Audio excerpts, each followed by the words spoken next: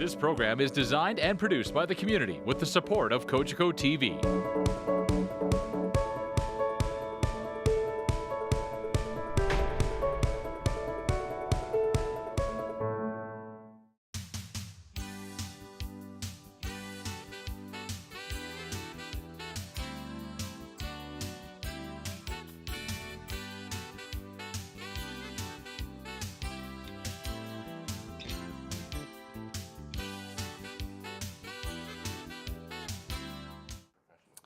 Merry Christmas. My name is Walter Sendzik. I'm Mayor for City of St. Catharines, and thank you for joining us on Our Home with Mayor Sendzik. So today we have a bit of a festive air to us. For those of you who are watching, don't change the channel. I'm wearing my most festive sweater. It was a gift from Mayor Jim Diodati. I think when he turned 50, he went through all of his clothes that he doesn't fit into anymore. So he gave me, the smaller sweaters that I can fit into. So Mayor Jim, see, it's even got glasses, like Mayor Jim's wearing glasses now. So you can tell that this was a Mayor Jim gift. So Mayor Jim, thank you for allowing me to wear your Christmas sweater. And for those of you at home, thank you for tuning in and making us the #1 rated show on Cogeco. And Chatty with Diodati is far behind at #2. So we're gonna have a great hour here. We've got a guest, actually half hour, my apologies. We've got two guests who know a lot about our community. And I think this is our second annual, and we invite guests from the media to come and join us, talk about the year that was, and look forward to 2017 and where we're headed as a community. And so this year, we have two esteemed guests from our media community. We have Tim Denis from 610 CKTB. He is the voice of the morning. Anyone getting up at 5:30 in the morning, you turn on the radio, and you are going to hear his voice. It is a voice made for radio. Rather than a face made for radio. Exactly. And we've got Grant LaFleche from the St. Catharines Standard, and he has been in journalism for over 18 years, I believe. It's like a prison sentence. He's an award-winning journalist and a columnist. He challenges the status quo. He writes a lot about what we're thinking, but may not have the courage to write about or talk about. He puts a lot of issues in front of us as a community and gets that dialogue going. He's also a boxer and a trainer at Irving Boxing and co-founder of the annual Pearl Gloves boxing charity event, which just occurred in November and was a smashing success yet again. And Grant also thinks that Die Hard is the ultimate Christmas movie, of which we will have a discussion, because I think A Christmas Story is one of, I think, the best Christmas. But we'll get into that. Let's not go there yet. Now, Tim has recently celebrated his 40 years in radio. Ooh. And again, he's been waking up people in Niagara for over 23 years. So he's also directed many productions for various theaters in Ontario, and his acting credits include award-winning roles in Victor Victoria and The Prisoner of 2nd Avenue, just to name a few. He is also a founding producer and director of the Lakeside Players, and as recording artist, his 1985 album, Tim Denis, featuring Shania Twain, is still played on the radio across Canada. And it's not that I'm laughing. Shania's disgust. Those cease and desist letters. I just put them right there with my parking tickets, which I have to talk to you about, Walter.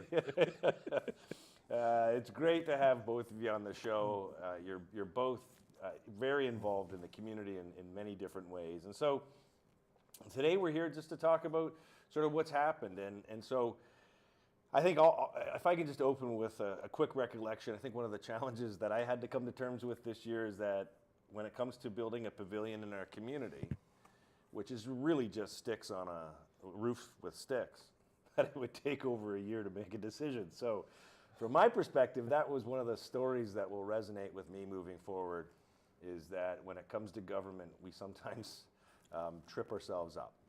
So from your perspective, what were some of the important stories, or what were some of the stories that caught your attention? I'll start with Grant, since he's got the funny reindeer. Well, you sort of asked for Christmas sweaters. I have like a rule against Christmas sweaters, but I did get a Christmas tie with Santa rocking out with his reindeer, and I thought I'd wear the ears just to. Well, it's very fitting. Yeah, it's like you almost got my face on your shirt there, your Mayor Jim reindeer. All I need is the glasses. Well, we both asked Jim Diodati for sweaters, and this is what we got. This is what we because got. We couldn't fit into the sweater. No, we're too big. Yeah.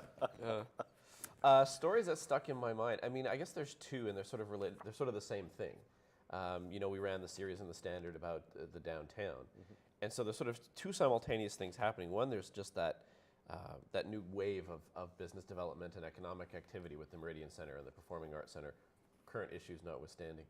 And so that has sort of changed the whole dynamic of downtown, especially when I first moved here in '98. I thought you could just walk downtown and see tumbleweeds blowing through downtown. So, I mean, that's fantastic. The sort of other side of the coin, though, is what we called in the paper the people left behind. And I know the Compassionate City has been a focus for your administration since you got elected. And so there's these two kind of St. Catharines happening simultaneously downtown. There's this fabulous growth of activity and business, and simultaneously people are having a harder and harder time making it. And it's that contrast, I think, that stood out for me in terms of St. Catharines news stories on the year. Good. Yeah, it's funny you mentioned that, because when I was trying to come up with my good news story for the year, downtown jumped out at me too. Absolutely. Because just being down there the last couple of days for different things, the pulse that's happening downtown, which hasn't existed. And trust me, 23, 24 years ago when I started doing mornings in St. Catharines, there was nothing happening. But it's interesting you say that, because then I was also going to mention, then there's the other end of the street. As you get closer to the Queenston area, you get down to the old Delta Bingo area, you get into the whole Queenston area, and the development, or the quote unquote down the road gentrification of that part of town, and what we do with the people who are there now and the people who have made that their home forever. There is a real juxtaposition in the city. But we do have an incredible downtown now that's got a life to it. It's not even the same. No, it isn't. It's not even the same. I mean, it is. I remember I was a crime reporter when I started with the Standard in '98, and usually every morning I would look at my overnight, calls from the police, and there was always huge vandalism. There was violence. There were drugs. There was a time where a guy got assaulted and went from one bar to a phone booth, and you could follow the trail of kind of blood on the street. I mean, you would think, like, why did I leave Calgary for this? But yeah, so now it's not even the same place, which is pretty remarkable. I remember a time when you couldn't have a downtown without an anchor, and I remember the time of the big department stores downtown St. Catharines, whether it be the Wright House or what have you, and you couldn't have a downtown without an anchor, and once they disappeared, there was going to be no future for downtown. But now we realize that there are different ways for downtowns to grow, whether it's an arts center, with the number of cities that are bringing their arenas and their spectator facilities downtown. And we've got people on the main street that we haven't seen in 30 years. Right. No, there's a lot of people coming down and getting into the larger discussion about the folks that we were talking about that have been either displaced or moved down. They've always been there. Yep. And I think what's happened, based on the series that you've written on as well, is touched on the fact that the new revitalization of the downtown is also highlighting what's been down there for a long time. Well, yeah, because the You're contrast drawing more attention to it. Because the contrast is so sharp. Yep. Right. We did part of that series. We talked about a local homeless guy who actually died in Montebello Park. Robin McPherson just came across him one day while she was passing through the park. And I think that's exactly right. I think before, when the downtown was kind of economically depressed, people who were living on the lower end of the economic spectrum, you just didn't notice them as much because that's just what the place looked like. Now that you have much more investment happening downtown, that contrast becomes unavoidable, especially on St. Paul Street, right? And when things are buzzing, and that's when it really sticks out at you. Yeah. Right. I mean, I've seen the contrast every day for the last few years, because for years, going in at 4 o'clock in the morning, I would meet up with the shopping cart fellow. Oh, John Pudo. John. Every day for years. And people used to think, oh, that's an aberration. But we kept telling people it's not. And thanks to the work that both of you have done, and this is not sucking up, although if you want to take it as such, it's Absolutely. fine. We didn't pay him to say any of this. The articles you've done, Grant, but the Compassionate City initiatives that you've initiated since you've been mayor, people are paying attention to this that may not have paid attention to it before. Right. And we're coming up with different solutions to what has been ongoing challenges. So with John, Mr. Pudo, it was an opportunity to do things in a different way. So we looked at how we were managing that situation with the numerous shopping carts. And based on discussions with community care, with the Niagara Regional Police, and with Niagara Mental Health, with the Public Health Department, we figured there were some gaps that we identified.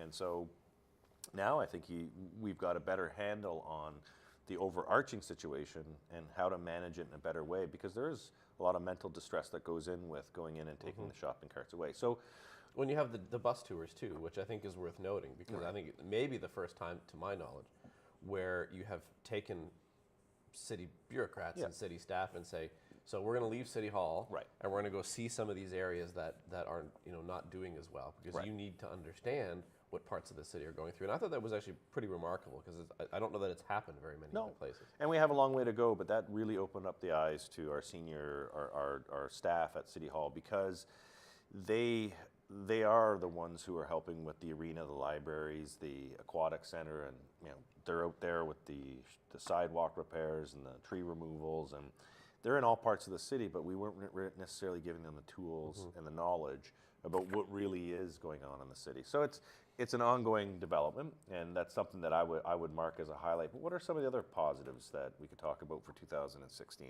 Ice Dogs playoffs. That's a great one. I mean, if just on this theme, that is the most insane that I've ever seen downtown. I mean, well, you and I both work right downtown within spitting distance of the Meridian Center. And I don't get up as early as you, thank goodness. No one does. I don't function well in the morning. But you couldn't leave the Standard offices and kind of move around, because the place was choked with fans. And I got to see a couple of games, and to see the Meridian Center that packed. And that's when you realize, building this thing here and having this team here is good for the city. Oh, it's huge for the city. And having the team have its roots and stay, because so often over the past few years we've had sporting teams, professional and semi-professional, who have come and have had short-lived situations in the downtown or at the old arena. And I mean, the arena itself, the Meridian, for all of the debate that we went through, has been such a boon. At least we have a home for teams to come and stay. River Lions are another. A lot of people said there isn't a hope in Hades that the team is going to draw any number of fans. Now, it's not selling it out, but they're doing well. And the River Lions have become a very integral part of the downtown and a part of the community as well. I was at a couple of fundraising events this week. River Lions were there. You could spot them a mile away because they're 9'6", and they're a big part of the community as well as the Ice Dogs. Yeah, Ice Dogs 10 years. This is the 10th anniversary. That's a long run, and that means they're here. They've got a great, strong brand, a good community impact. So and how many years did we go with the Baby Jays and the Saints and the Stompers, and 2 or 3 years and out? Yeah. So in terms of outside of the downtown, we got about under a minute. Another quick positive for 2000. Then we're gonna get into the challenges after the break. Quick positive, just quickly. I don't know. So much of my attention on the positive side has been focused on the downtown. It's a little hard to get my head away from that. So I'm gonna give a weak answer and say downtown. All right. I think the focus that people are having on governance, which used to be a bad word, and a word that made most people's eyes glaze over, the fact that people are actually paying attention to the way that we may be governed in the future, that they're bringing it to people's attention. It isn't all going on behind closed doors, and that people may have a say in the way we go forward. Yep. And I would just end before a break that one of the highlights was the Hotel Dieu site coming down. Yes. Well, I live right across the street from that. So you must have been watching it. It's totally bizarre, by the way, because I would leave every morning and you'd sort of see it just kind of come down in pieces. And then there was that one day where I left for work, and it was just sort of this jagged hunk of building, and you thought, oh, it's been bombed. Yep.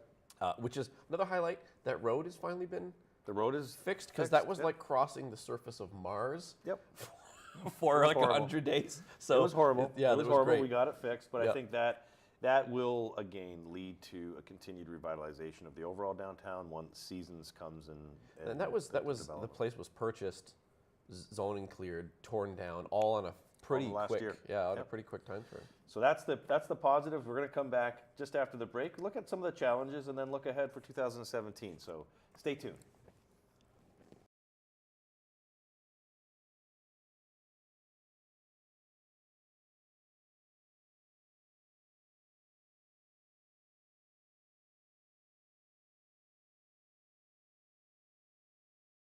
All right, welcome back. And we're joined by Tim Denis from 610 CKTB and Grant LaFleche, who has now put something else that is very festive, and I gotta like the nose, and Grant did it because we're talking about some challenges. This is the holiday challenge nose. That's the holiday challenge nose. So at Grant's And I'm only dinner, not wearing it because my nose is too big to put one of those on. I lost the coin toss. at Grant's dinner for Christmas, everyone who has to wear one has to talk about the challenges That's right. of the previous Yeah, year. you turn it on. Just to take the edge off. Yeah. I've gained 2 pounds. Yes, So yeah. that's my challenge. Yep. But the first half of the show, we talked about some of the positives going on, focused in our downtown. But it's interesting because you're in the media, and the media is not always about the positive stories. And trust me, I know that with Doug Harrod's columns. But when you look at the... Is that why Doug's not there I had to today? get one dig in for Doug Doug. wasn't invited back this year No, he's because not of that. yet. But in terms of challenges, so Tim, I'll start with you in terms of what you saw some of the challenges for our city. Right off the bat, I mean, the Burgoyne Bridge situation comes up simply because of the discussion.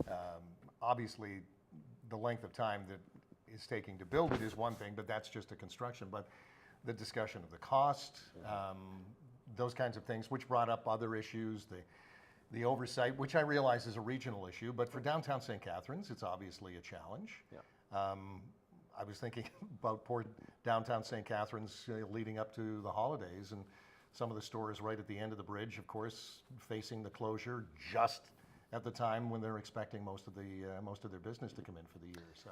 Yeah, you think it would have been better to plan that for after the holidays, so that maybe January, when a lot of people aren't going out there traveling and looking for. And again, and then that latest brings up a gift. big discussion that comes up every year, whether it's on the radio, and I'm sure you get it too, Grant, is why can't we talk to one another so that we coordinate some of the construction issues, whether they're 406 QEW related or whether they're the bridge related. Yeah. Everything seems to happen in and of itself. We have these old little fiefdoms regionally, municipally, provincially, and we don't seem to be able to pull it together into one time and say, no, we won't do this now because this might interfere with this. Well, interesting side note on that is that there was one point where the 406 was closed because they were doing something with the Burgoyne Bridge, whether putting up the girders or whatever. Yes. So they closed the bridge, and at the same time, the 406 QEW area was closed. And 7th Street. And so it was the MTO talking, and it was I think that the NRP or our fire department looked at the closures and went, you realize no one can move around. You realize that if there's an accident here, no one can get over to here. Mm-hmm. And it was the MTO going, well, it's our schedule. And then you had the bridge folks going, we've had this plan for months. Yep. And you're going, exactly that. You're not talking to each other. Like how did we miss that we had 2 major highways that would be closed during the same time? Yep. Not allowing people to get around from point A to point B. It was just one of those moments where you really see the inefficiencies of government. So, and I'm in government, so I'm just saying it's still frustrating. But you also live here, so you're going to be facing that you get the as well. frustration. Yeah. So, what do you got, Grant? The piers, the port piers, and I'm sorry, I can't take this seriously. You can't. I know. Yep. Isn't it delightful? It's lovely. Yeah. So we'll just do this for a second because that's enough holiday cheer.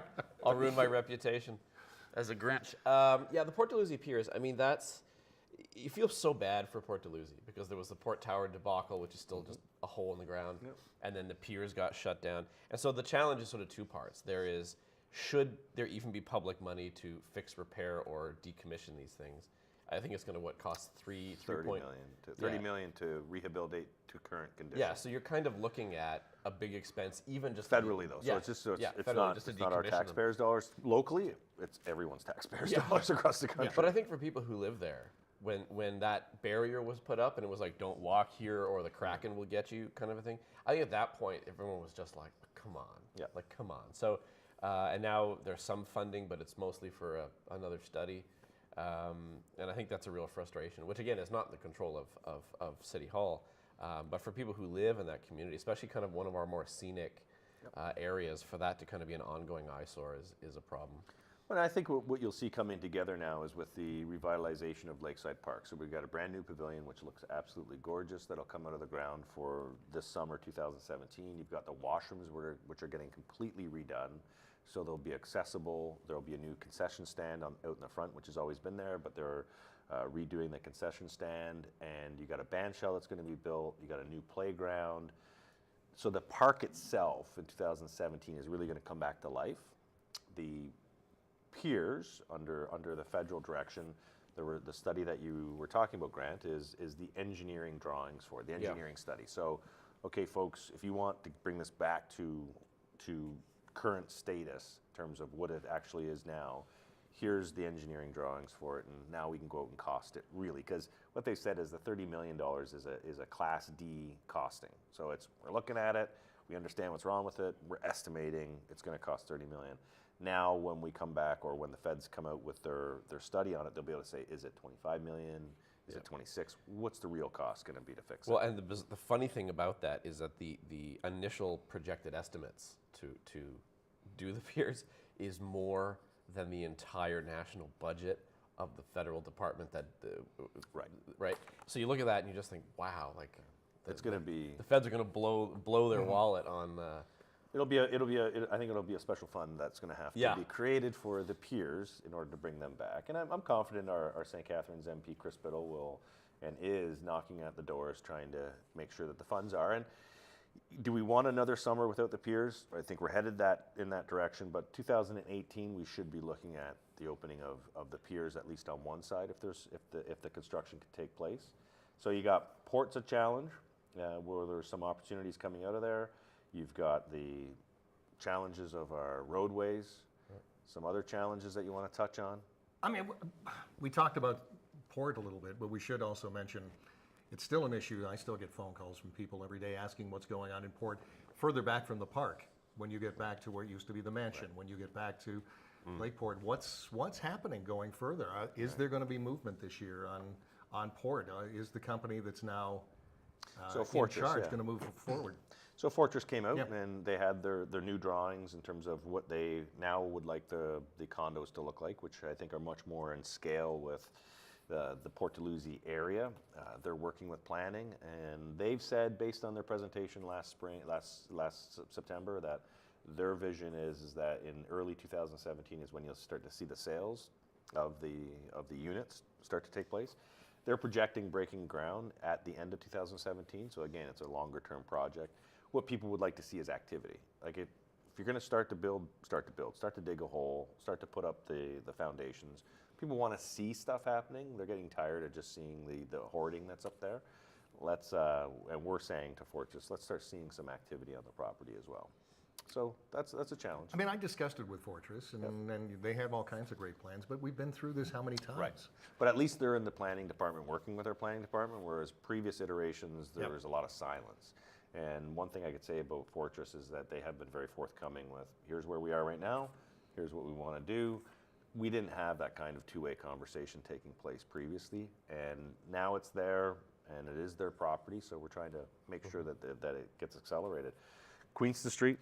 The hospital, Grant brought that up earlier. The general, what's going on with the general, and I think now, because the due has been, bought, zoned, and torn down so quick that every time you drive down Queenston Street, you see the old husk of the general hospital, and it's been that way since the NHS moved to the new facility. People are, every once in a while we still get emails at the paper saying, what is happening with this? Right, and I put it on my list to Santa. It was, I sat down methodically and said, Dear Santa, I hope I've been a good boy this year. And on my list is, I'd like to see something happening at Queenston Street. So I'm hoping that under the tree, there will be something, a Tonka toy truck, that indicates something is going to happen. But we're hoping in early 2017 to have some news on that property, as well as the 51 Church Street. So for those of you who know 51 Church Street, or may iconically know it, it's the old, the consumer gas building. It's the black building. Mm-hmm. Yep. And so it's all the black glass. There's movement on that one. And if you drive by now, you'll see there's a sold sign on it. So we're just setting up meetings with the new owners to see what their interests are.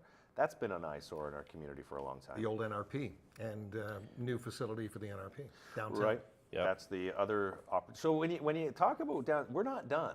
Yeah. And I think that's the interesting part about downtown is that, you had a lot of public sector investment that took place, but one of the highlights that I think we can point to is the opening of the student residences by Pantera opening up those two on the corner of Wellington and Lake, and then on James Street. Come September of this past year, seeing all those young folks from walking around at 7 o'clock at night, just going back and forth to their apartments, that's changed the complexity of our downtown. Yeah.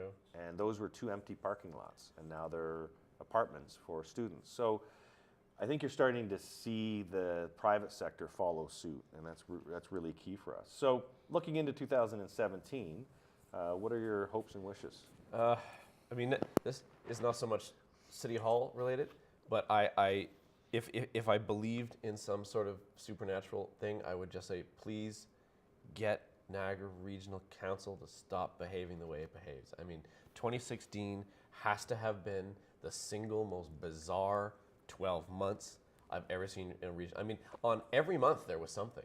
Every month, from stuff that some councillors who we're just not going to talk about this morning. That's a whole different That's show. a whole other show. Yeah. Puts out on social media, from the weird hiring of the new CAO to the leaving of the last one. I mean, it just seemed like it was just a comedy show, really bad comedy show. So, and people are sick to death. They are sick to death of seeing what's going on at Schmo Parkway. So I think that if anything, starting with the chair's State of the Region address going forward, hopefully things will change. And by the by, we need to do something about the mayor's State of the Region. I don't know if we need to bring like a mariachi band, or we get you to wear the challenge nose. I think last year was an effective State of the City address. I'm just saying, even though I was the one doing it, it was off script. It's true. No notes, and it was just straight from. It was a. Are you saying sell the naming rights? I'm just saying, yeah, like sponsors, like State of the City brought to you by First Ontario Meridian Credit Union or something. So I could start selling some advertising on my suit. You'll look like an F1 driver. Yeah, exactly. Yeah, just patches everywhere. It'll work out great. We're doing something special for this year's, and I don't know if it'll pass the muster of you, but we'll see. Tim, in terms of your challenges or opportunities for 2017. I have to say one thing that we haven't had a chance to get to is that we have a city that's had a lot of challenges economically, jobs-wise in the last few years, yet we just had a fundraiser for community care just last week, which raised a record amount. Pearl Gloves raising an incredible amount. Yep. It doesn't seem to matter in this city in the last 10 years how much we've been hit. We're a very generous bunch of people, and the people always come through. That's so true, and when you just see the economic figures sometimes, and unemployment will get up to 8.5%, and you think, man, this is like 10 years ago, despite all some of the economic development we talked about. And then when Betty Lou Suter at Community Care puts out a call, or Jillian's Place, which you and I have been involved in with them for years, and you as well. Every time this community comes through, and when you consider the economic challenges of this city, and we're not Toronto, we don't have Bay Street, we're not Montreal, we don't have that, and yet, right? Per capita, we can come through just about it's amazing. as well as any city in the country. And I couldn't have said it better. We've had a great year, I think. I think we've had some challenges, but overall, we've overcome those challenges, and St. Catharines is really moving in a very positive direction. It's an amazing city, and it's a giving city, it's a compassionate city. And I think 2017 is well positioned to be another breakout year for our community. So I do want to say on behalf of the city, thank you for your coverage that you provide our community, the challenging coverage that you provide, and also the positive, because I think it's important to balance the both. And so you have an important role to play, so continue to play it. Thank you for coming on our show today, and I wish you both a very Merry Christmas, a wonderful new year, and all the best for 2017. Festivus for the rest of us. Festivus for the rest of us. And for those of you at home, Merry Christmas, Happy Hanukkah, Happy Kwanzaa, and have a wonderful 2017. Look forward to seeing you all out and about on the streets of our city, and just stay safe and have a very healthy, happy holiday.